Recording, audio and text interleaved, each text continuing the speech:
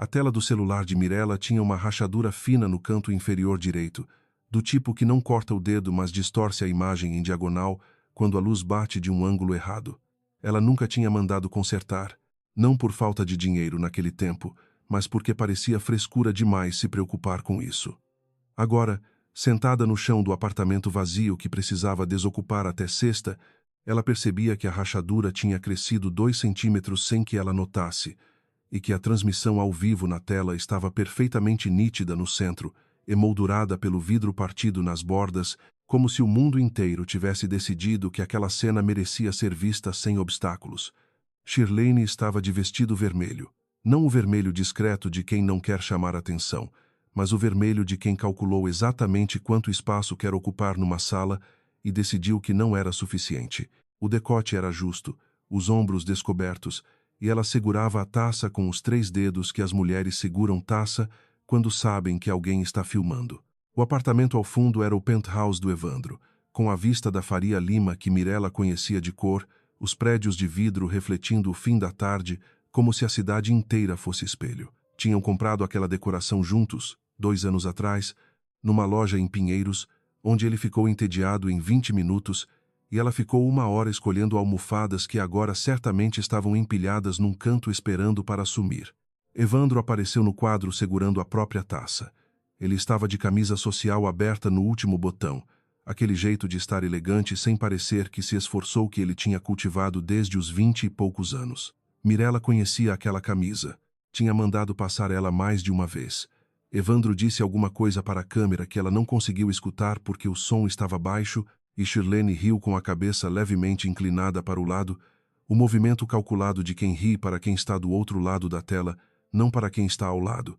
Alguém que estava filmando gritou, pelo novo começo, e as taças se tocaram com aquele som que não existe em filmagem de celular, mas que todo mundo imagina escutar de qualquer forma. Mirella desligou a tela. Não porque doce demais, embora doce, mas porque o celular estava ficando quente na mão e ela tinha outras coisas para fazer naquela noite, como terminar de esvaziar os últimos 3 anos da própria vida em caixas de papelão que cheiravam a umidade. A campainha tocou às 7h22. Ela não estava esperando ninguém. O condomínio tinha sido notificado da mudança. A vizinha do 11 tinha prometido ajudar na quinta, mas não na quarta, e sua mãe estava em Curitiba e tinha dito que não conseguia vir. Mirella ficou parada por um segundo. Depois foi até a porta sem se preocupar em verificar o cabelo, que estava preso de qualquer jeito num coque torto que ela tinha feito às 8 da manhã. O homem do outro lado tinha uns 60 anos e usava um terno cinza que havia sido muito caro em algum momento e agora carregava o peso de ter sido lavado vezes demais. Ele segurava uma pasta de couro com o fecho de metal gasto e usava óculos de armação grossa que desciam levemente para a ponta do nariz. Mirella nunca tinha visto ele antes. Mirella Fontes, disse o homem, verificando ela como se estivesse comparando com uma fotografia que tinha visto há muito tempo. Sou Dario Assumpção. Sou advogado. Ele pausou, o tipo de pausa de quem praticou o momento mas ainda não tem certeza de como a pessoa do outro lado vai reagir. Eu precisava entregar isto pessoalmente. O Sr. Leônidas Vanderlei foi muito específico sobre isso. O nome não deveria significar nada para ela. Mirella tinha ouvido Leônidas Vanderlei mencionado da mesma forma que se menciona qualquer nome grande em São Paulo, como parte do cenário, como o nome de uma rua ou de um prédio. Fundador do grupo Vanderlei, havia morrido na semana anterior, segundo os jornais, aos 83 anos, depois de uma vida inteira construindo uma das maiores redes de distribuição logística do Brasil. Ela tinha lido a nota de falecimento enquanto esperava o café esquentar na segunda-feira de manhã e não tinha pensado mais nisso. Eu não tenho nenhum negócio com o grupo Vanderlei, disse ela. Eu sei, disse Dario. O Sr. Leônidas também sabia. O envelope é pessoal. Ele me pediu para entregar em mãos, no prazo de 48 horas após o falecimento. Ele estendeu a pasta. O prazo vence amanhã ao meio-dia. Eu tentei o endereço anterior primeiro, mas informaram que a senhora havia se mudado. Mirella ficou olhando para a pasta por um momento antes de aceitá-la. Era mais pesada do que parecia. Ela abriu o fecho e encontrou dentro um envelope comum, do tipo que se compra em papelaria, com o nome dela escrito à mão na frente. A letra era firme e um pouco trêmula ao mesmo tempo, do jeito que fica quando a mão tem força, mas o corpo já não tem toda a certeza de si mesmo. O senhor pode entrar, disse ela, porque de repente ficar parada na porta com aquilo na mão parecia a coisa mais absurda do mundo. Dário entrou e ficou em pé no meio da sala vazia, olhando para as caixas empilhadas sem comentar. Mirella se sentou na única cadeira que ainda não estava embalada e abriu o envelope. A carta tinha 2 páginas, escritas à mão na frente e no verso, com a mesma letra firme e levemente trêmula do envelope. Mirella leu a primeira frase 3 vezes antes de continuar, porque a primeira frase dizia: Mirella, você é minha neta. Eu soube disso há 27 anos e fui covarde demais para agir antes. Estou tentando corrigir isso agora que não me resta muito tempo. Ela leu o resto da carta em silêncio. Dário ficou em pé, as mãos entrelaçadas na frente do corpo, olhando para a janela. A história que a carta contava não era complicada, mas tinha o tipo de peso que simplifica a força. O filho mais velho de Leônidas, Hélio Vanderlei, havia tido um relacionamento aos 22 anos com uma mulher chamada Solange, filha de um funcionário da empresa. Quando Solange engravidou, Hélio foi pressionado pela família a se afastar. Solange foi indenizada e assinou um documento de confidencialidade. A criança nasceu e foi colocada para adoção em outro estado antes que qualquer registro pudesse conectar os pontos. Leônidas, que havia orquestrado tudo, viveu os 27 anos seguintes sabendo que tinha uma neta em algum lugar e preferindo não saber onde, porque saber significaria ter que agir, e agir significaria desarrumar tudo o que ele havia construído com tanto cuidado. Hélio tinha morrido num acidente de carro 6 anos atrás, sem saber que tinha uma filha. Leônidas havia contratado uma investigadora particular 2 anos antes de morrer. Tinha levado 18 meses para localizar Mirella. Outros 6 meses para reunir coragem suficiente para escrever aquela carta. Ele me achou, disse Mirella, mais para ela mesma do que para Dário. A voz saiu estranha, como se tivesse vindo de um lugar que ela não conhecia direito. Sim, disse Dário. E ele incluiu uma instrução formal no testamento. Há uma cláusula que designa a senhora como herdeira de 23% do grupo Vanderlei, equivalente à parte que caberia ao senhor Hélio se estivesse vivo. A cláusula é válida mediante a presença e identificação formal da senhora na reunião do conselho marcada para sexta-feira. São 72 horas a partir de agora. Mirella colocou a carta no colo e ficou olhando para as caixas empilhadas contra a parede. Havia uma caixa com a inscrição Livros, sala escrita com canetão preto, outra com roupa de cama verificar e uma terceira que ela tinha lacrado sem escrever nada porque havia perdido o canetão no meio do processo. Aquelas caixas representavam exatamente o que sobrava de uma vida quando você remove uma pessoa dela e descobre que o que fica cabe em menos espaço do que parecia. Por que ele esperou tanto? Disse ela. Ele me pediu para não responder essa pergunta no lugar dele. Disse que a resposta estava na carta, se a senhora ler com cuidado. Mirella leu a carta de novo. Na segunda leitura, percebeu que havia uma frase no final da segunda página que havia passado rápido demais da primeira vez. Eu soube do seu casamento. Soube também que acabou. Não sei se o momento é bom ou ruim para isto, mas aprendi que não existe momento perfeito para a verdade, só momentos que passam sem que você a diga. Ela dobrou a carta e guardou de volta no envelope. Sexta-feira, que horas? Disse ela. 9 da manhã. Edifício Vanderlei, Faria Lima. Eu precisarei de documentos. Eu tenho a lista completa aqui. Ele abriu a pasta de couro e retirou uma folha. E há mais uma coisa, senhora Mirella. A reunião não é de conhecimento público ainda, mas haverá outras pessoas com interesse no testamento. Algumas delas já sabem da cláusula. Ele a olhou por cima dos óculos com uma precisão que parecia ter sido apurada ao longo de décadas. Eu precisaria saber se a senhora pretende comparecer. Mirella ficou em silêncio por um momento. Na tela apagada do celular, ela ainda conseguia ver, como se fosse uma imagem sobreposta, o vermelho do vestido de Shirlene e a taça erguida para o brinde. Eu vou comparecer, disse ela. Dario foi embora às 8h30. Mirella ficou mais 40 minutos na cadeira com o envelope no colo antes de se levantar, ir até a cozinha, encher um copo com água e beber de pé encostada na pia. Havia uma prateleira que ela tinha esquecido de desmontar acima da janela. Tinha 4 livros ainda lá, todos dela, do tipo que Evandro nunca abriu, mas também nunca reclamou de ter na casa. Ela os pegou um por um e os colocou na caixa sem inscrição, Depois ficou olhando para a caixa por um segundo antes de rasgar um pedaço de papelão da tampa de outra caixa e escrever com o dedo molhado na poeira da prateleira: livros meus. Depois foi até o banheiro, lavou o rosto, olhou para o espelho por tempo suficiente para verificar que era ela mesma que estava lá e não alguém que havia tomado o lugar dela quando ela não estava prestando atenção, e começou a pensar com clareza. A situação era esta. Ela tinha 72 horas. Tinha documentos que precisavam ser reunidos. Um advogado que parecia competente, mas que ela havia conhecido havia 40 minutos e cuja lealdade estava tecnicamente com um homem morto. Tinha um apartamento que precisava ser desocupado até sexta. E tinha a reunião do conselho, que seria no mesmo edifício onde Evandro tinha escritório no 14º andar, porque o Grupo Vanderlei era o maior cliente de consultoria da empresa dele e porque São Paulo era grande o suficiente para que as pessoas nunca se encontrassem por acaso, mas pequena o suficiente para que as histórias sempre se cruzassem no pior momento possível. Ela não tinha plano ainda, mas tinha o envelope e tinha a lista de documentos que Dário havia deixado. Era suficiente para começar.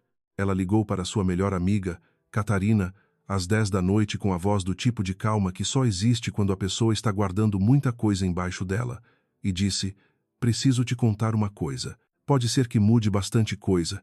Catarina ficou em silêncio por 3 segundos do outro lado da linha. Depois disse: estou saindo agora. Não precisa vir esta noite. Mirella. A voz de Catarina tinha aquele tom específico de alguém que conhece você bem demais para aceitar polidez desnecessária. Quando foi a última vez que você disse: preciso te contar uma coisa com essa voz e não foi urgente? Mirella ficou calada. Exato, disse Catarina. Estou saindo agora. Catarina chegou às 10h50 com uma bolsa de lona, 2 potes de sorvete e a expressão de quem está preparada para qualquer coisa. Mirella lhe entregou a carta sem dizer uma palavra.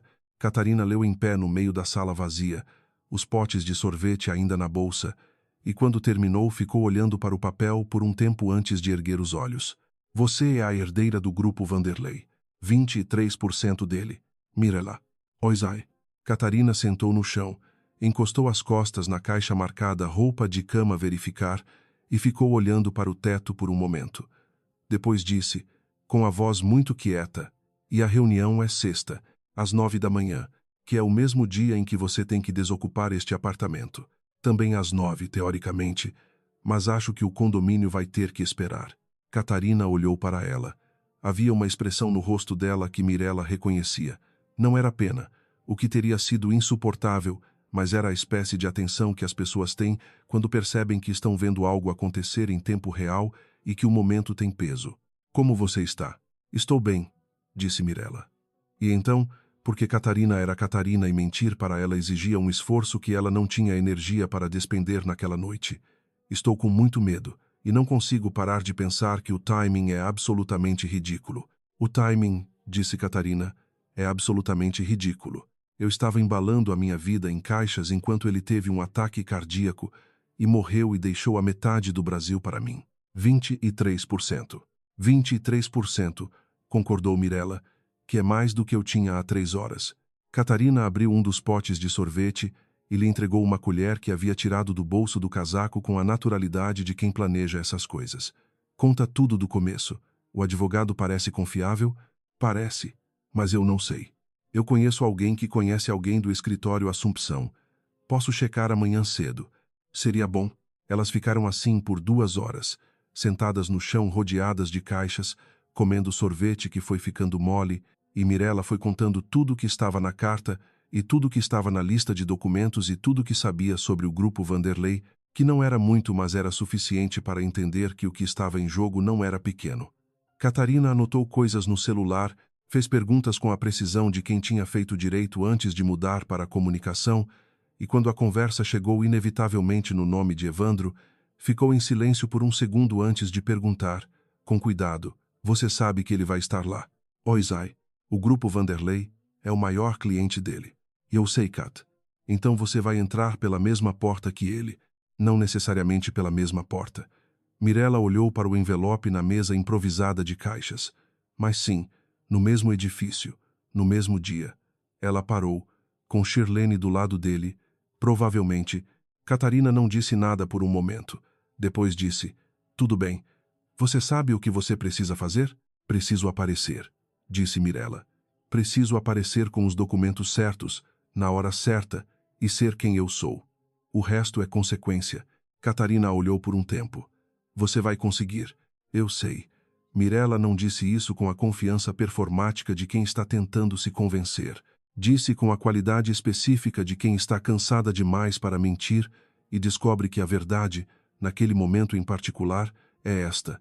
Ela ia conseguir porque a alternativa era não ir, e não ir significava deixar aquele envelope virar pó numa caixa sem inscrição, junto com os livros que Evandro nunca tinha aberto. E isso, ela descobria agora, era a única coisa que ela definitivamente não estava disposta a fazer. O edifício Vanderlei ficava a 3 quarteirões do escritório de Evandro, num daqueles blocos de vidro que tinham sido projetados para refletir os outros blocos de vidro ao redor e criavam a ilusão de que Faria Lima se multiplicava infinitamente em todas as direções. Mirella chegou às 8h45 com uma pasta de couro que havia emprestado de Catarina, porque a dela estava dentro de uma caixa lacrada no apartamento de uma amiga de Curitiba, que estava guardando tudo até ela resolver onde ia morar. A pasta tinha um pequeno arranhão no lado esquerdo, mas era de qualidade boa, do tipo que não envergonha. Dário estava esperando no lobby com 2 crachás e uma expressão que combinava a eficiência com uma espécie de ansiedade contida, do tipo que os advogados desenvolvem quando sabem que a reunião que vem a seguir pode ter um número imprevisível de variáveis humanas. Você está pronta? Disse ele, em voz baixa. Estou aqui, disse Mirella, que era uma resposta diferente, mas que Dário aceitou sem comentar. O elevador era de espelho, o que significava que Mirella teve 30 segundos de silêncio, olhando para o reflexo de si mesma, blazer azul marinho que havia sido o último que ela comprara quando ainda tinha salário de gerente sênior, cabelo preso num coque que desta vez ela havia feito com intenção, batom nude que Catarina havia insistido que ela colocasse antes de sair. Ela não estava tentando impressionar ninguém, mas havia uma diferença entre não tentar impressionar e aparecer como se não importasse, e aquela diferença parecia importante naquela manhã específica.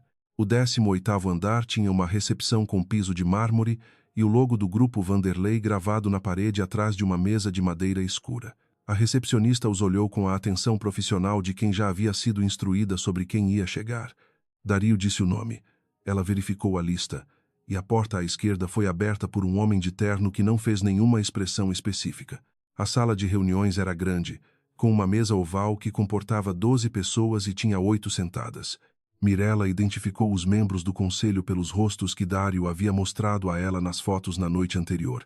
3 herdeiros colaterais, 2 diretores externos, o CFO e a assessora jurídica interna do grupo. No lado oposto da mesa, de costas para a janela com a vista da cidade, estava Shirlene. Não era a Shirlene do vestido vermelho da transmissão ao vivo. Era a Shirlene de tailleur creme e cabelo impecavelmente liso, com um tablet aberto na frente e uma postura que dizia claramente que ela havia chegado primeiro, havia organizado o espaço ao redor dela para comunicar pertencimento e havia calculado cada detalhe da cena com a antecedência de quem treinou para ocupar lugares que ainda não são seus. Ao lado de Shirlene, um pouco atrás, estava Evandro. Ele a viu assim que ela entrou. Mirella viu ele ver ela, viu o movimento mínimo dos ombros, que era o equivalente físico de uma pessoa rearranjando rapidamente a própria postura interna, e ficou satisfeita de descobrir que ele não estava preparado para aquele momento. Não porque quisesse que ele sofresse especificamente, mas porque o fato de que ele não estava preparado significava que ele não sabia, que não era cumplicidade o que ela estava vendo nele, mas surpresa. Shirlene levou um segundo a mais para perceber. Quando percebeu, não fez nenhuma expressão. Apenas ajustou levemente a posição do tablet e pousou a mão espalmada sobre ele, como quem está ancorando alguma coisa no lugar. Dário conduziu Mirella ao seu assento com uma formalidade que ela foi grata por ter, porque lhe deu 30 segundos de protocolo antes que qualquer um precisasse falar. A reunião foi aberta pelo presidente interino do conselho, um homem de 70 anos, chamado Gilmar, que usava óculos bifocais e tinha a voz de quem está acostumado a salas onde as pessoas ficam quietas enquanto ele fala. Ele apresentou a pauta, a leitura formal da cláusula testamentária referente à herdeira identificada pelo Sr. Leônidas Vanderlei, a verificação dos documentos e a votação de reconhecimento pelo Conselho. Shirlene interrompeu antes que Gilmar terminasse a segunda frase. Com todo o respeito ao processo, disse ela, com a qualidade de voz específica de quem aprendeu a soar respeitosa enquanto não está sendo, eu preciso registrar uma objeção formal antes que continuemos. A cláusula em questão foi inserida no testamento 6 semanas antes do falecimento do Sr. Leônidas, num período em que a capacidade legal dele para tomar decisões complexas estava sendo questionada por 2 de seus médicos. Eu tenho aqui os pareceres. Ela passou o tablet para a assistente ao lado, que começou a distribuir cópias impressas. Além disso, a identidade da pessoa que está sendo apresentada como herdeira não foi verificada por nenhum perito independente. Os documentos que ela vai apresentar hoje foram reunidos em menos de 48 horas e provêm de uma única fonte, o advogado pessoal do Sr. Leônidas, cuja imparcialidade neste caso é discutível. Ela não olhou para Mirella em nenhum momento enquanto falava. Olhou para Gilmar, para os outros membros do conselho, para o espaço acima da mesa, como se Mirella fosse uma questão processual e não uma pessoa sentada a 3 metros dela. Dário respondeu com calma, citando 3 precedentes jurídicos e explicando que a cláusula havia sido notariada por 2 cartórios independentes. Houve uma troca de argumentos que durou 25 minutos e que Mirella acompanhou em silêncio, o que foi difícil porque havia um momento em que ela queria muito dizer certas coisas, mas havia aprendido de forma dolorosa, ao longo de anos, que o silêncio estratégico tem um valor que a fala imediata raramente consegue igualar. O que ela não havia aprendido, e que descobriu naquela manhã de forma concreta e inconfortável, era que o silêncio estratégico tem um custo quando a outra pessoa o interpreta como fraqueza. Foi Gilmar quem falou depois que os advogados terminaram. Dado o nível de contestação apresentado, proponho que concedamos 48 horas para que ambas as partes apresentem documentação adicional antes de prosseguirmos com a votação. Mirella disse, antes que Dário pudesse responder. Concordo, era a coisa errada a dizer. Ela percebeu isso quando Dário virou levemente a cabeça na direção dela, com uma expressão que não chegou a ser alarmada, mas que estava em algum lugar próximo. Conceder 48 horas significava dar a Shirlene tempo para construir uma defesa mais sólida, para mobilizar recursos que ela claramente tinha em abundância, para preparar o campo de batalha com antecedência. A coisa certa teria sido insistir na votação imediata, que era o que o testamento previa e para o que os documentos dela eram suficientes. Mas Mirella havia dito concordo, e havia dito porque a sua instintiva, irredutível, às vezes inconveniente recusa de aparecer como se estivesse com pressa de tomar o que era seu, havia falado mais alto do que o raciocínio estratégico. Era um defeito. Ela sabia que era um defeito, mas era dela. A reunião encerrou às 10h20. Mirella estava colhendo seus documentos da mesa quando Evandro se aproximou. Ele ficou a uma distância respeitosa, o suficiente para que parecesse que estava sendo cuidadoso, e disse, com a voz baixa de quem não quer que os outros ouçam, Mirella. Ela o olhou. Estava mais cansado do que ela se lembrava. Havia algo nos cantos dos olhos dele que não estava lá um ano atrás, do tipo de cansaço que não é de falta de sono, mas de carregar alguma coisa que pesa mais do que parecia. Eu não sabia, disse ele. Eu sei que você não sabia. Ela fechou a pasta. Mas isso não é o mais importante agora. O que é o mais importante? Mirella considerou a resposta. Depois disse, que eu tenho 48 horas para provar que sou quem sou, e você tem 48 horas para decidir o que vai fazer com o que acabou de descobrir. Ela se levantou. Bom dia, Evandro. Ela estava no corredor quando ouviu Shirlene, de volta na sala, dizer para alguém, com uma voz que não estava tentando ser discreta, apenas segura, peça ao Rodrigo que me ligue esta tarde. Precisamos acelerar o processo de verificação independente. Uma pausa. E cancela o jantar de quinta. Eu vou precisar do tempo. Mirella desceu pelo elevador de espelho de volta ao lobby. No reflexo, ela viu uma mulher de blazer azul marinho que parecia muito mais calma do que se sentia, o que era, ela suponha, a melhor versão possível do cenário. Fora do edifício, Catarina estava esperando numa cafeteria do outro lado da rua, num lugar de onde dava para ver a entrada. Mirella atravessou e sentou na cadeira oposta sem tirar o blazer, porque o ar condicionado da cafeteria estava frio demais. Como foi? Disse Catarina, com um notebook aberto e um café que parecia já ser o segundo. Shirlene está mais preparada do que eu esperava. Ou seja, está muito preparada. Muito. Ela tem os pareceres médicos do Leônidas. Tem argumentos sobre a imparcialidade do Dario. Tem uma estratégia de verificação independente que ela já está mobilizando. Catarina digitou alguma coisa. E o Evandro? Mirella ficou em silêncio por um momento. Ele não sabia. Você tem certeza? Tenho. A surpresa dele era real. Ela pegou o café que o garçom havia deixado na mesa. O que não significa que ele vai ficar do meu lado. Significa que ele não estava contra mim ativamente. É diferente. E Shirlene? Shirlene vai fazer tudo o que puder fazer. Mirella bebeu o café. O que me preocupa não é o que ela vai fazer. É o que eu ainda não sei que ela já fez. Catarina parou de digitar e a olhou. Você acha que tem mais coisa? Eu acho que uma pessoa que aparece numa reunião de conselho às 9 da manhã, com pareceres médicos impressos e estratégia de verificação independente pronta, não passou a última noite preocupada. Passou a última noite preparando, o que significa que ela soube desta reunião antes de hoje. Isso é possível. Se alguém do conselho vazou, ou se ela tinha alguém dentro. Mirella colocou o copo na mesa. De qualquer forma, eu preciso de algo que ela não tem, e eu preciso dele em 48 horas. Dario chegou ao apartamento de Catarina, onde Mirella estava provisoriamente instalada numa cama de hóspedes que cheirava a lavanda, às 6:30 da tarde, com uma expressão que havia evoluído da ansiedade contida da manhã para algo mais próximo de preocupação organizada. Ele tinha um arquivo em mãos, alguns documentos impressos e o tablet com a câmera ligeiramente inclinada para a mesa, e explicou, com a formalidade de quem está acostumado a dar más notícias de forma que não pareçam tão ruins, que havia encontrado algo no contrato de divórcio que precisavam discutir. Mirella disse, me conta tudo. Dario abriu o arquivo. O contrato de divórcio que você assinou em março tem uma anomalia na segunda página, na rubrica que autoriza a divisão dos bens anteriores ao casamento. A sua rubrica nessa página não confere exatamente com as rubricas nas outras páginas do mesmo documento. Mirella ficou em silêncio por um momento. Você está dizendo que alguém falsificou minha assinatura.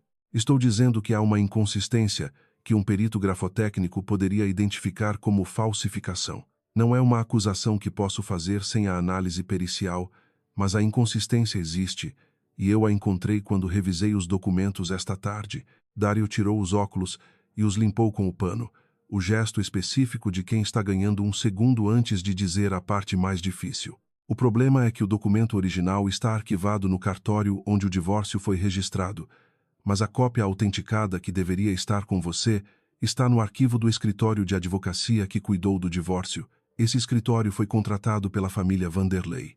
Pela família Vanderlei, repetiu Mirella.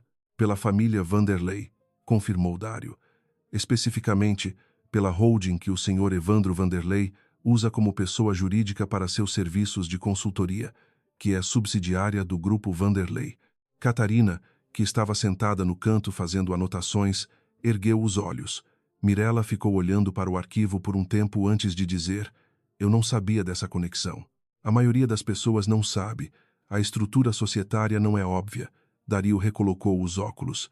O que isso significa na prática é que para acessar a cópia autenticada do contrato de divórcio, a senhora precisaria de uma ordem judicial ou da cooperação voluntária do senhor Evandro, ou de alguém que tenha acesso ao arquivo dele, disse Catarina, com uma neutralidade muito cuidadosa.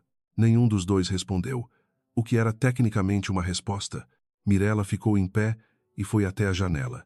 Lá fora, São Paulo estava fazendo o que São Paulo faz às 6:30 da tarde, produzindo aquele congestionamento específico que parece absurdo até você perceber que já está acostumada demais com ele para sentir mais indignação. As luzes dos prédios iam acendendo uma por uma, enquanto o sol ia sumindo por trás dos edifícios de Pinheiros, e havia algo no modo como a cidade mudava de cor naquela hora que sempre havia parecido a ela uma espécie de promessa ambígua, o tipo de coisa que pode ser bonita ou melancólica, dependendo completamente de onde você está. Você está pensando se pode pedir para ele, disse Catarina. Não era uma pergunta. Estou pensando que pedir para ele significa contar para ele o que descobrimos. E contar para ele o que descobrimos significa que ele vai contar para Shirlene. Não necessariamente. Cut. Eu sei, mas não necessariamente. Mirella voltou para a mesa. Há outro caminho? O cartório, disse Dario. O documento original está lá. Com um advogado e uma justificativa suficiente, poderíamos requisitar uma certidão. Mas o prazo para processar uma certidão em condições normais é de 5 a 10 dias úteis. Nós temos 41 horas. Há uma outra coisa, disse Catarina, com o tom de quem sabe que vai dizer algo que muda a temperatura do ambiente. Eu revisei o contrato de divórcio que você me mandou escaneado. A inconsistência que o Dário identificou na rubrica, ela aparece especificamente na cláusula que renuncia ao direito de contestação futura dos termos do acordo. Se essa rubrica for declarada inválida, o contrato de divórcio pode ser contestado integralmente. O silêncio que se seguiu foi do tipo que acontece quando uma informação aterra numa sala e todo mundo precisa de um momento para processar o peso dela. O que você está dizendo, disse Mirella devagar, é que o divórcio em si pode ser inválido. Estou dizendo que pode. Não estou dizendo que é, porque não sou advogada e não tenho a análise pericial. Mas se a rubrica for falsificada, e se essa rubrica for na cláusula mais importante do contrato, sim, é uma possibilidade legal. Dario assentiu, devagar. É uma possibilidade. E é uma possibilidade que Shirlene também vai identificar assim que souber que estamos olhando para o contrato, o que significa que ela tem tanto incentivo para destruir esse documento quanto nós temos para preservá-lo. Mirella ficou olhando para a mesa por um tempo. Havia uma folha de papel com anotações de Catarina no centro, e no alto da folha estava escrito, com a letra pequena e organizada de Catarina. O que ela já fez? Que era exatamente a pergunta que Mirella havia feito na cafeteria aquela manhã e que agora parecia ter começado a ganhar uma resposta. Eu preciso falar com o Evandro, disse ela. Catarina e Dario a olharam. Não para pedir o arquivo. Ainda não. Mirella organizou os papéis na mesa com o movimento cuidadoso de quem está ganhando tempo para terminar de pensar, para ver o que ele sabe, porque ele disse que não sabia do testamento. Mas isso não significa que não sabe de outras coisas. Às 9 da noite, Mirella enviou uma mensagem para o número de Evandro que ela não havia apagado porque apagar números de pessoas com quem você esteve casado parecia uma espécie de edição retroativa da realidade que ela nunca havia achado honesta. A mensagem dizia: preciso falar com você sobre o contrato de divórcio, sem advogados. Amanhã cedo, se possível. Ele respondeu em 11 minutos. Pode ser às 7 na padaria da Haddock Lobo. Eu sei qual você conhece. Ela guardou o celular e ficou olhando para o teto do quarto de hóspedes de Catarina que cheirava a lavanda. Havia uma mancha d'água no teto, pequena e antiga, do tipo que existe em todos os apartamentos de São Paulo e que ninguém conserta porque pararia de ser São Paulo se todos os apartamentos estivessem impecáveis. Ela dormiu às 11. Não bem, mas dormiu. Na manhã seguinte, a padaria da Haddock Lobo estava com o cheiro de pão de queijo e café coado que tinha às 7 da manhã de qualquer dia da semana, indiferente a tudo o que acontecia ao redor. Evandro já estava lá quando ela chegou, numa mesa do fundo com 2 cafés pedidos, o que significava que ele havia chegado cedo o suficiente para pedir pelo dela, o que ela notou e arquivou sem comentar. Ela sentou. Ele a olhou com aquela atenção específica que ele tinha quando estava preocupado com algo e tentando não deixar que isso fosse o primeiro assunto. Você está bem? Disse ele. Estou. Ela colocou as mãos em volta do copo. Eu preciso te perguntar uma coisa diretamente. Pode. Você sabia que a rubrica na segunda página do nosso contrato de divórcio é diferente das outras rubricas? O silêncio que seguiu durou 2 segundos a mais do que deveria. Mirella viu o exato momento em que Evandro processou a pergunta e o exato momento em que ele tomou uma decisão sobre como responder a ela, e a distância entre esses 2 momentos era informação suficiente. Eu não sabia que havia uma inconsistência, disse ele. Mas ontem à noite eu revisei o contrato. Ele parou. Eu encontrei a mesma coisa que você está mencionando. E você perguntou para a Shirlene. Uma pausa. Eu perguntei. E ela disse o quê? Evandro ficou com as mãos em volta do copo por um momento, o mesmo gesto que ela havia feito, e ela teve a sensação incômoda de que eles ainda tinham alguns espelhamentos físicos que o papel assinado não havia conseguido apagar. Ela disse que era um erro de digitação do cartório e que já havia sido corrigido. E depois começou a falar sobre outras coisas. Ele pausou. Ela falou sobre quanto havia aberto mão por nossa relação, sobre quanto tempo havia esperado, sobre como estava exausta de ter que justificar o que sentiu. E você parou de perguntar sobre a rubrica. Não era uma acusação. Era simplesmente a observação do que havia acontecido, e Evandro claramente reconheceu isso porque não tentou negá-la. Ele ficou olhando para o copo. Sim, disse ele. Mirella ficou em silêncio por um momento. Havia um pão de queijo na cesta entre eles que estava começando a esfriar e que nenhum dos dois havia tocado. Eu não estou aqui para te acusar de nada, disse ela. Estou aqui porque há um documento no seu arquivo que eu preciso ver, e porque eu prefiro te pedir diretamente a ir por outro caminho. Que documento? A cópia autenticada do contrato de divórcio. Não a cópia que está comigo, a que está arquivada no escritório da Mota e Associados, que é o escritório vinculado ao grupo. Sim. Evandro ficou em silêncio por um tempo. Lá fora, na calçada, uma pessoa passou com um cachorro grande que trouxe o focinho até o vidro da padaria por um segundo antes de ser puxado adiante. A cidade continuava acontecendo com a indiferença habitual, as conversas que ocorrem dentro das padarias às 7 da manhã. Mirella. A voz de Evandro tinha algo diferente agora, não a surpresa da reunião de ontem, mas algo mais parecido com o tipo de cansaço que precede uma decisão. Se eu acesso esse arquivo, e há o que você acha que há nele. Não precisa terminar a frase, disse ela. Eu quero terminar. Ele a olhou. Se há o que você acha que há, o contrato pode ser inválido. E se o contrato é inválido? Sim, disse Mirella. Tecnicamente, ele ficou em silêncio por um tempo considerável. A cesta de pão de queijo esfriava entre eles com a equanimidade de quem não tem envolvimento pessoal em nada. Eu vou verificar o arquivo, disse Evandro. Hoje, Mirella o olhou. Por quê? Ele demorou um momento para responder. Porque a rubrica está errada. E porque a resposta da Shirlene foi torcer o assunto em vez de responder à pergunta. Ele pegou o café. E porque faz muito tempo que eu não faço as perguntas que deveria fazer. Ela não disse obrigada, porque obrigada parecia a palavra errada para aquele momento. Disse, me avisa o que encontrar. Eu aviso. Ela se levantou. Ele disse, sem que ela esperasse, Mirella, lamento muito o timing de tudo isso. Ela ficou por um segundo, a pasta de couro de Catarina na mão, olhando para ele com a mesma calma que havia cultivado nos últimos dias e que estava começando a se sentir menos como armadura e mais como um músculo que ela havia descoberto que tinha. O timing, disse ela, é absolutamente ridículo. E foi embora. Naquela tarde, às 4h37, o celular dela vibrou com uma mensagem de Evandro que dizia apenas: eu encontrei algo. Você precisa ver isso pessoalmente. A sala de Evandro, no 14º andar, era menor do que ela havia imaginado, daquelas salas de consultores que são funcionais acima de tudo e decoradas com aquele minimalismo de pessoas que sabem que o que importa é o que está na mesa e não o que está nas paredes. Havia uma planta no canto que estava sobrevivendo com menos luz do que o recomendado, o tipo de planta resiliente que ninguém pediu para ser resiliente, mas se tornou assim por necessidade. Mirella notou a planta porque era o tipo de coisa que ela notava.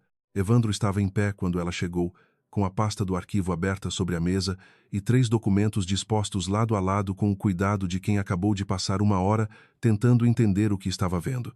Senta, disse ele. Ela sentou. Ele permaneceu em pé por mais um momento antes de sentar também, do outro lado da mesa, e apontar para o documento do centro. Este é o contrato original, disse ele. Eu o obtive diretamente da Mota e Associados, usando minha credencial como parte contratante.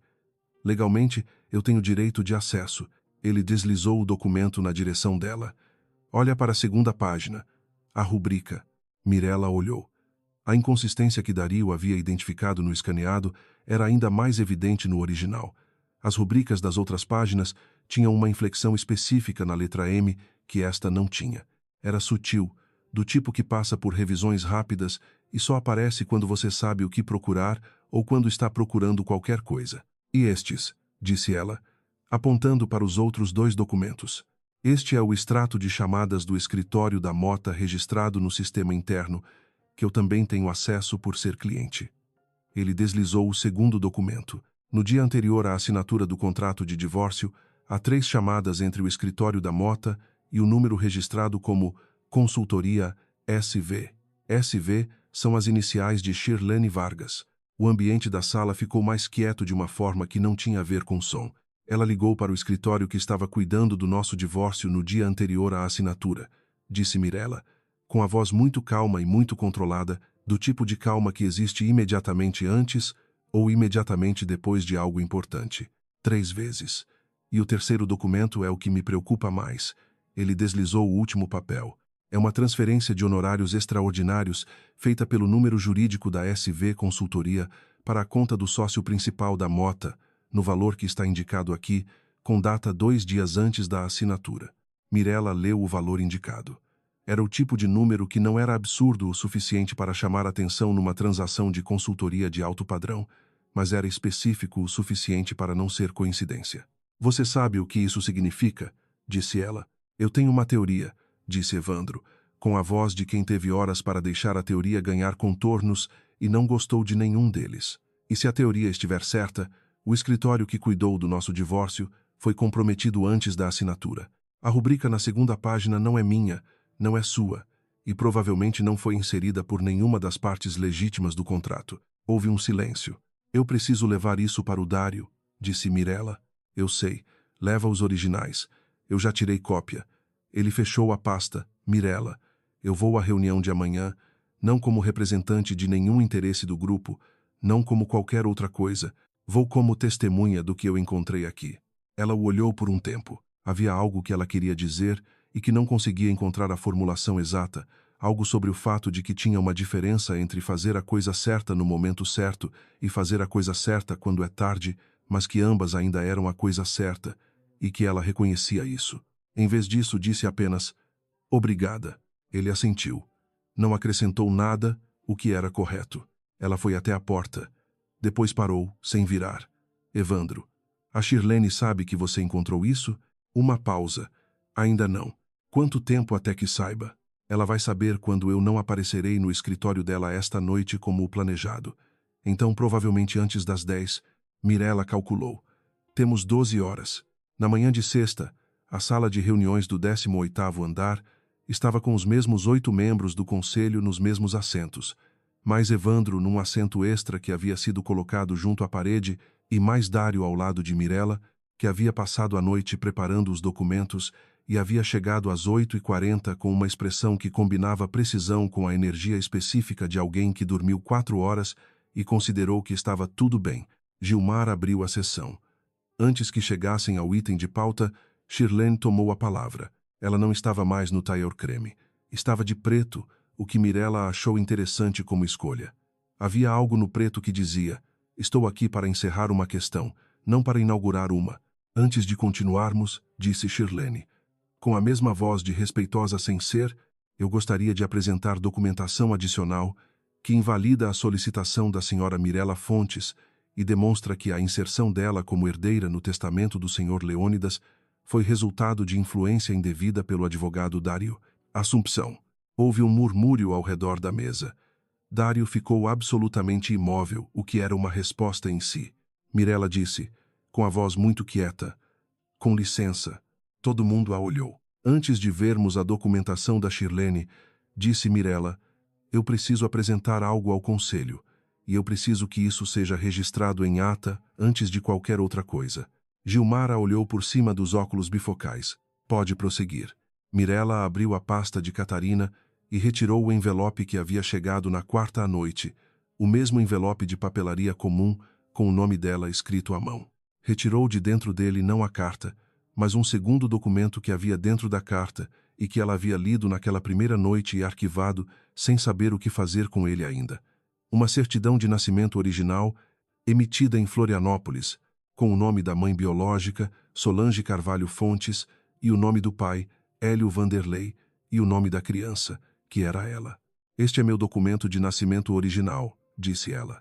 Não o que consta no registro de adoção, que está em ordem e é juridicamente válido. Este é o original que existia antes, que o senhor Leônidas guardou por 27 anos e incluiu no envelope que me enviou. Ela deslizou o documento para o centro da mesa. Isso não é prova apenas de quem eu sou em relação ao testamento. É prova de que o senhor Leônidas sabia exatamente o que estava fazendo quando inseriu a cláusula e sabia exatamente quem eu era. A questão de capacidade legal não se sustenta. Havia silêncio na sala. O tipo de silêncio que existe quando uma informação muda o peso de tudo ao redor sem fazer barulho. Shirlene disse com a voz muito controlada. Esse documento pode ser falsificado. Pode ser verificado, disse Dário. O cartório de origem em Florianópolis mantém os registros. A verificação pode ser feita em 24 horas por qualquer perito do conselho, mas Mirella ainda não havia terminado. Ela retirou da pasta o segundo conjunto de documentos, os que havia recebido de Evandro na tarde anterior, e os entregou a Gilmar com a calma de quem tomou uma decisão e está do outro lado dela. Estes são documentos referentes ao contrato de divórcio que assinei em março. Eles demonstram que a rubrica na segunda página do contrato não é minha, que o escritório responsável recebeu honorários extraordinários de uma pessoa com interesse direto no resultado daquele divórcio e que esse pagamento foi realizado 2 dias antes da assinatura. Ela olhou para Gilmar, não para Shirlene. Eu não estou apresentando isso como acusação formal neste momento. Estou apresentando como contexto. O conselho deve saber a natureza dos interesses em jogo antes de tomar qualquer decisão. A sala ficou absolutamente quieta. Shirlene, pela primeira vez desde que Mirella a havia visto entrar em qualquer ambiente, perdeu por um momento a compostura que havia construído com tanto cuidado. Não foi um movimento grande. Foi apenas o movimento dos dedos na mesa, os dedos que pressionavam o tablet e que de repente pararam de pressionar, como se a força que o sustentava tivesse saído. Isso é uma mentira, disse ela, não com a voz controlada de antes. Com outra voz mais embaixo, mais firme, do tipo que sai quando a pessoa está com raiva de verdade e não está mais gerenciando isso. É documentação, disse Evandro, do assento junto à parede. Todo mundo olhou para ele. Shirlene o olhou com uma expressão que Mirella não catalogou porque não era para ela. Eu obtive esses documentos diretamente do arquivo da Mota e Associados, usando minha credencial de cliente, disse Evandro, com a voz muito plana e muito cuidadosa. Estou disposto a testemunhar sobre a origem deles, se o conselho requerer. O silêncio que se seguiu foi o mais longo da reunião. Gilmar pediu uma pausa de 30 minutos. Todos saíram da sala, exceto os membros do conselho. No corredor, Mirella ficou encostada na parede de vidro com a pasta de Catarina na mão e o coração batendo num ritmo que era rápido demais para ser tranquilo, mas organizado o suficiente para funcionar. Dário ficou ao lado dela sem dizer nada por um momento, e então disse, em voz muito baixa, você guardou a certidão de nascimento. Eu li a carta 2 vezes, disse ela. Na segunda vez, notei que havia algo dentro do envelope além da carta, e você esperou até hoje para apresentar. Eu precisava que eles apresentassem o argumento sobre a capacidade legal do Leônidas I. Se eu apresentasse a certidão antes, eles diriam que era fabricada. Apresentada depois do argumento deles, ela responde diretamente ao argumento deles. Dário a olhou por cima dos óculos com aquela expressão que ela havia aprendido a identificar como aprovação. O Sr. Leônidas sabia o que estava fazendo quando escolheu a senhora. O Sr. Leônidas não me conhecia, disse Mirella.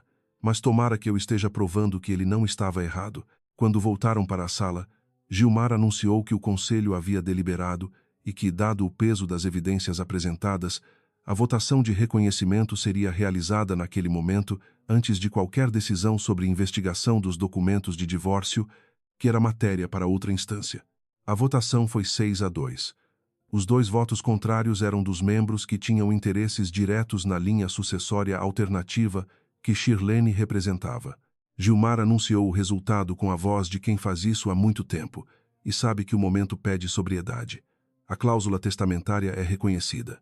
A senhora Mirella Fontes é formalmente registrada como herdeira do Sr. Leônidas Vanderlei, na participação de 23% do Grupo Vanderlei, a ser formalizada nos termos legais aplicáveis. Shirlene se levantou sem dizer nada. Pegou o tablet, pegou a bolsa e saiu da sala com a postura ainda perfeitamente organizada, o que era uma espécie de habilidade. Mirella reconhecia, independentemente de tudo mais. Na porta, ela parou por um segundo e, sem virar, disse, com a voz muito quieta e muito precisa, isto não acabou. A porta fechou. Havia um Schungdort que não tinha sido resolvido, não havia sido. A documentação do contrato de divórcio estava nas mãos do conselho, mas a questão legal era outra esfera, e Shirlene havia acabado de avisar que ia usar essa esfera. O resultado desta manhã era real, mas era o começo de um processo, não o fim. Mirella sabia disso. Havia pelo menos um risco concreto que ela carregava saindo daquela sala. Shirlene ia contestar o contrato de divórcio em paralelo, possivelmente argumentando que a rubrica era de Mirella e que ela havia falsificado a falsificação para criar uma narrativa de vitimização. Era uma estratégia absurda, mas estratégias absurdas às vezes funcionam quando você tem recursos suficientes para torná-las demoradas. E agora? Disse Catarina, quando Mirella saiu no corredor e encontrou ela esperando com o notebook na bolsa e aquele café que certamente era o terceiro do dia. Agora temos uma batalha diferente, disse Mirella. Shirlene escolheu a reunião de segunda-feira de manhã para apresentar o que havia chamado, no e-mail enviado ao conselho na noite de sexta, de documentação definitiva que invalida a narrativa apresentada pela senhora Mirella Fontes e demonstra manipulação deliberada de evidências. O e-mail havia chegado às 23h52, o horário específico de quem enviou depois de ter ficado olhando para a tela por horas e finalmente apertado enviar com a resolução de quem decidiu que não havia outra saída. Catarina havia encaminhado o e-mail para Mirella às 6h40 da manhã de sábado com uma mensagem que dizia apenas: "Leu? Ela tem algo. Ou quer que pensemos que tem." Mirella leu o e-mail 3 vezes. Depois ligou para Dário. O fim de semana foi passado em preparação, do tipo que não envolve movimento ruidoso, mas que tem uma qualidade específica de atenção constante, como estar num estado permanente de escuta. Dário reuniu documentos. Catarina verificou conexões. Mirella releu a carta do avô que havia encontrado no envelope 3 vezes, não procurando informação nova, mas procurando o tipo de firmeza que, às vezes, as palavras de outras pessoas conseguem oferecer quando as suas próprias estão começando a ficar gastas. Na segunda de manhã, chegou ao edifício Vanderlei às 8h50. Desta vez, havia uma pessoa a mais no corredor esperando ela. Evandro, que estava encostado numa coluna de mármore com as mãos nos bolsos, e a expressão de quem não dormiu a noite inteira, mas não vai mencionar isso. "Você não precisava vir", disse ela. "Eu sei", disse ele. "Mas eu tenho o depoimento sobre a origem dos documentos. O conselho pode precisar disso hoje." Ela o olhou por um momento. Havia uma qualidade diferente no modo como ele estava parado ali, não a postura de alguém que veio resolver uma questão de negócios, mas de alguém que havia decidido estar presente num momento específico e estava firme nisso. Ela não conseguia ainda nomear completamente o que sentia sobre essa presença, mas ela estava lá, concreta, e Mirella era honesta o suficiente para reconhecer que não era indiferente a ela. "Então vem", disse ela. A sala de reuniões estava com os mesmos membros do conselho e uma adição. Um homem de terno cinza escuro que Gilmar apresentou como perito grafotécnico independente, convocado pelo próprio conselho, para estar disponível caso necessário.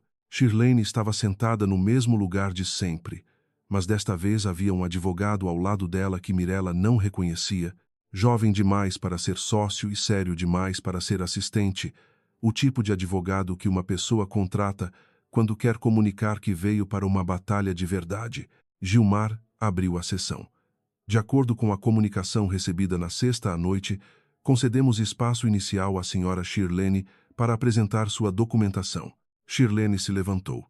Ela estava de azul marinho hoje, o que Mirella achou interessante como segunda escolha cromática, e apresentou sua documentação com a precisão de alguém que passou o fim de semana inteiro nisto. "O que trago aqui é um laudo pericial, realizado por perito de minha confiança, que demonstra que a rubrica contestada na segunda página do contrato de divórcio é, sim, a rubrica original da senhora Mirella Fontes. O laudo conclui que as inconsistências identificadas são resultado de variação natural de escrita, não de falsificação." Ela deslizou o laudo para o centro da mesa. "Além disso, apresento declarações de 2 testemunhas que estiveram presentes na assinatura do contrato e confirmam que a senhora Mirella Fontes rubricou o documento voluntariamente e sem qualquer pressão."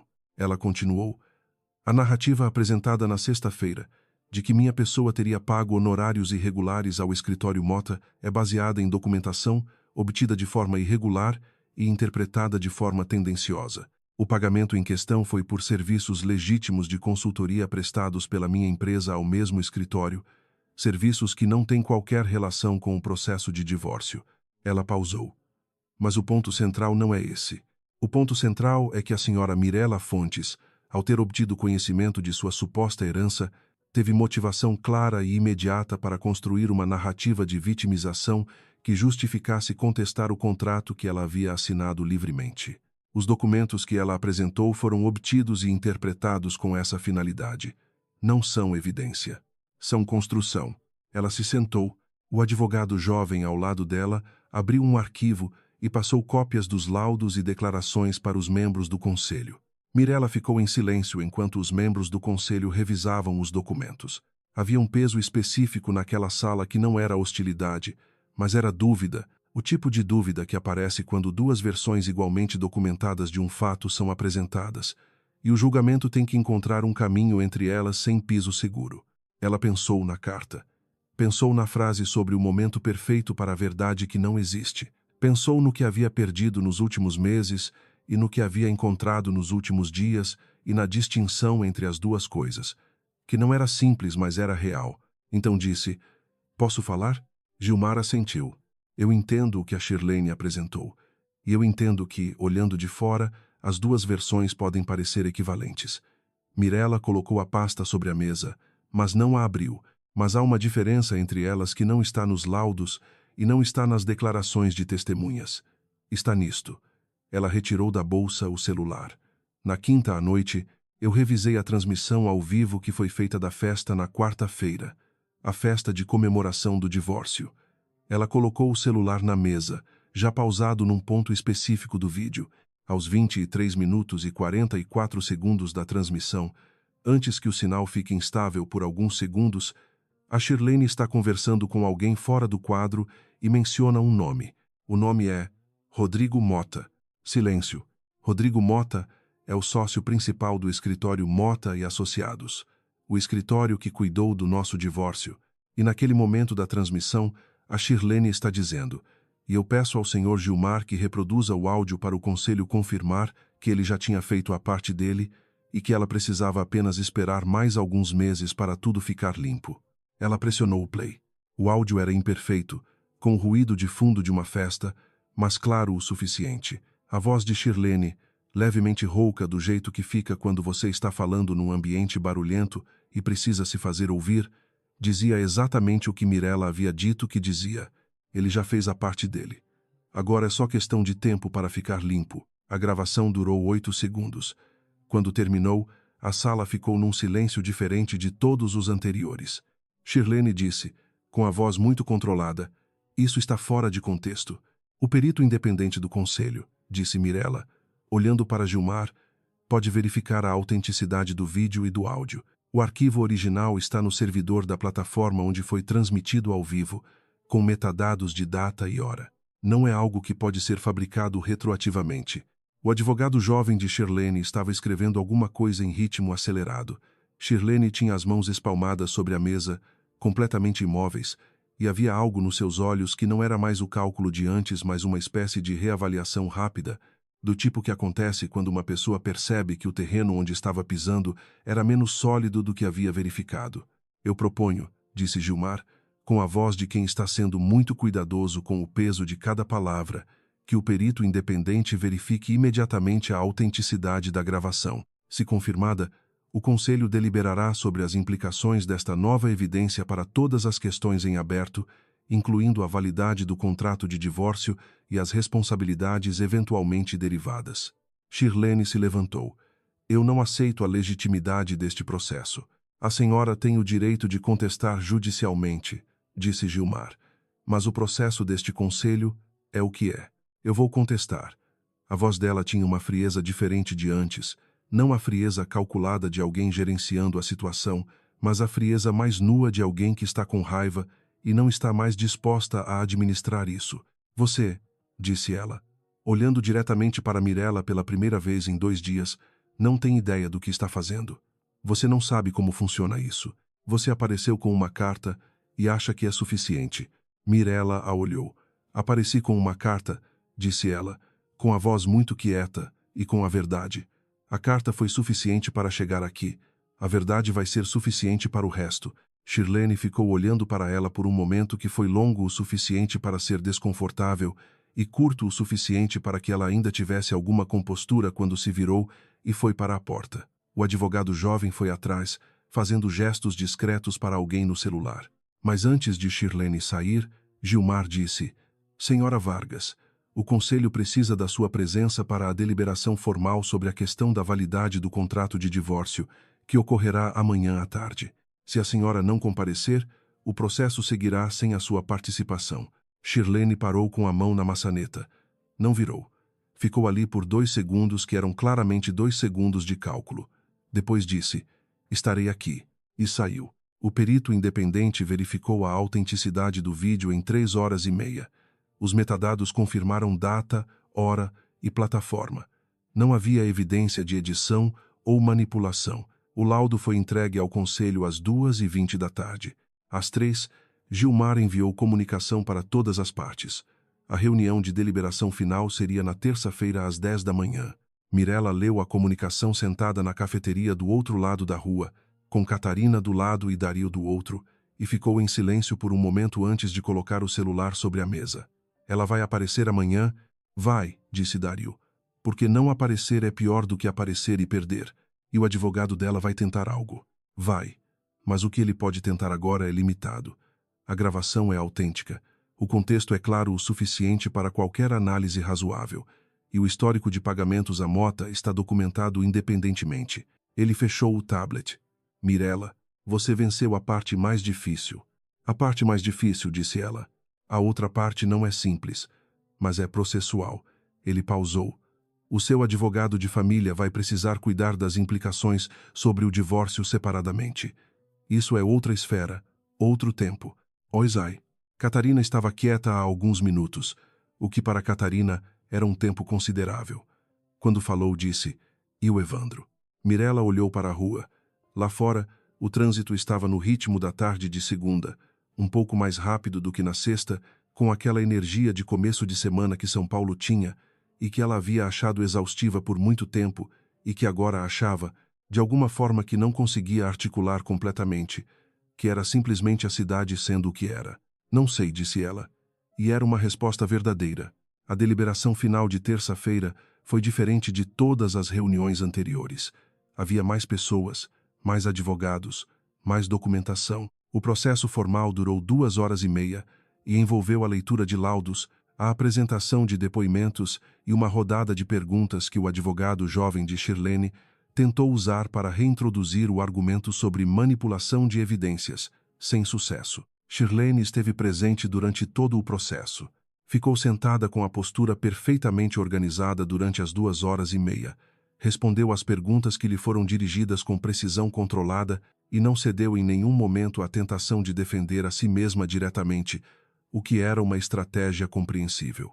Mas havia um momento, quando o perito grafotécnico confirmou publicamente que a rubrica na segunda página do contrato de divórcio apresentava características consistentes com falsificação e inconsistentes com as outras rubricas do mesmo documento, em que algo se moveu no rosto dela. Não foi grande. Foi apenas o músculo abaixo do olho direito, a contração de meio segundo de quem está processando uma informação que esperava conseguir evitar. Mirella viu isso. Não sentiu nada específico ao ver, o que foi a resposta que ela não havia planejado ter, mas que fazia sentido. Havia um tipo de energia que ela havia gasto nos últimos dias que não sobrava para o que normalmente se sentiria num momento como aquele. Gilmar leu a deliberação formal às 12h45. A cláusula testamentária foi definitivamente confirmada. A questão da validade do contrato de divórcio foi encaminhada para processo judicial próprio, com base nas evidências reunidas pelo Conselho. A Shirlene Vargas foi afastada de qualquer função consultiva junto ao Grupo Vanderlei, pendente a conclusão das investigações. O advogado jovem de Shirlene estava num canto da sala fazendo ligações em ritmo acelerado. Shirlene ficou sentada até o fim da leitura. Depois se levantou, recolheu os seus documentos e foi em direção à porta. Desta vez não parou, não disse nada, apenas saiu. O processo judicial que viria a seguir seria longo, e Mirella sabia disso. Havia uma série de etapas formais, análises, contestações possíveis, recursos que levariam tempo. Shirlene tinha recursos e tinha motivação. E a motivação de uma pessoa que está com costas na parede é diferente da motivação de uma pessoa que está com o campo aberto. Mas o campo mudou, e a mudança era documentada. No corredor, depois que os membros do conselho foram saindo, Mirella ficou parada encostada na parede de vidro por um momento. Havia algo que ela precisava deixar pousar antes de ir para o próximo passo, que era uma reunião com Dario sobre as etapas formais de integração como herdeira e depois uma ligação para a mãe que ela havia adiado por dias porque não sabia como começar essa conversa e depois talvez, se a energia aguentasse, uma conversa consigo mesma sobre o que aquela semana inteira tinha sido e o que ela ia fazer com o que ela havia descoberto sobre si mesma dentro dela. Evandro apareceu ao lado dela sem barulho. Ele estava de paletó hoje, mais formal do que de costume, e tinha olheiras que confirmavam que de fato não havia dormido a noite inteira. Ficou ao lado dela olhando para o corredor por um momento sem dizer nada. Mirella disse: "Obrigada, por ter vindo, por ter trazido os documentos. Eu devia ter feito perguntas antes", disse ele. "Sim, eu devia ter perguntado a você, não ao advogado. Devia ter verificado antes de assinar." "Sim." Ela o olhou. "Mas você fez agora." Evandro ficou em silêncio por um momento. "Isso é o suficiente?" Era a pergunta errada para esse momento. Ou talvez fosse a pergunta certa, mas para um momento que ainda não havia chegado. Mirella ficou em silêncio por um tempo, enquanto pensava em como responder a isso, sem fingir que a resposta era simples ou que ela a tinha completamente. "Não sei ainda", disse ela com honestidade, "mas é um começo diferente de nenhum." Ele assentiu. Era o tipo de resposta que ele claramente não havia esperado, mas que aceitou, o que dizia algo sobre ele que ela arquivou sem comentar. "Você vai ficar em São Paulo?", disse ele. "Por enquanto." Ela olhou para a pasta de Catarina na mão. "Tenho bastante coisa para organizar aqui." "Eu sei." Ele pausou. "Se precisar de alguma coisa, eu sei onde te encontrar." Ela foi em direção ao elevador. Depois parou, sem que planejasse parar, e virou. "Evandro, a planta no seu escritório, no canto esquerdo, está precisando de mais luz." Ele a olhou por um segundo com uma expressão que era a primeira expressão genuinamente inesperada que ela havia visto nele em dias, do tipo que aparece quando alguém diz algo que você não sabe como encaixar, mas que por alguma razão você está muito satisfeito de ter ouvido. "Eu vou mover ela", disse ele. Ela entrou no elevador. Catarina estava esperando no lobby com a bolsa de lona, 2 cafés e a expressão de quem chegou a todos os momentos importantes daquela semana na hora certa, sem que ninguém pedisse. Mirella aceitou o café e andaram juntas até a saída. "Como você está?", disse Catarina. "Estou bem." Mirella empurrou a porta de vidro e o calor de São Paulo chegou de uma vez, do jeito que chega sempre, sem preparação, como uma afirmação física de que você está lá e a cidade também, e que há trabalho a ser feito. "Estou bem de verdade." "Próximo passo?" "Reunião com o Dário. Depois ligo para a minha mãe." Depois, ela parou por um segundo na calçada, olhando para a Faria Lima que ia e vinha com a sua indiferença habitual, os prédios de vidro refletindo os prédios de vidro, a cidade que era grande demais para qualquer história individual e pequena o suficiente para que todas as histórias acabassem se tocando. "Depois eu vou achar um apartamento. Um que seja meu." Catarina a olhou. "Só meu?" "Só meu", disse Mirella. Por enquanto. Catarina sorriu, o tipo de sorriso que não precisa de explicação. Elas foram andando pela calçada, o barulho de São Paulo em torno delas, o sol da manhã batendo nos vidros e criando aqueles reflexos que pareciam luz demais para uma cidade que tinha tantos problemas, mas que era, apesar de tudo, o lugar onde as histórias aconteciam, onde as pessoas chegavam e iam embora e voltavam e encontravam coisas que não estavam procurando e perdiam coisas que achavam que tinham, e às vezes, quando o tempo e a teimosia e uma carta chegada na hora certa se alinhavam, encontravam o que havia sido delas o tempo todo.